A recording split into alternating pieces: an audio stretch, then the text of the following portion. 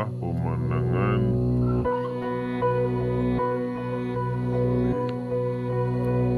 Dayah Jamiah Bataili.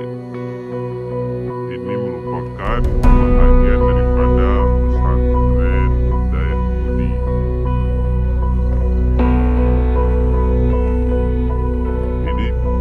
Ini cuman lewat lingkup saja.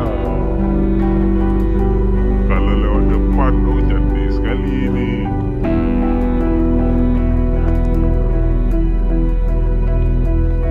Kan? Kalau kita ingin, kalau misalnya dari saudara-saudara sekalian ingin datang ke Dayah Jamiah Bataili, ingin berjumpa dengan pimpinan ataupun siapa saja yang ingin berjumpa dengan para petinggi-petinggi pengasuh pondok pesantren Jamiah Bataili, langsung saja ketemu sama beliau. Ini adalah bidang hangkau, bidang keamanan Dayah Jamiah Bataili.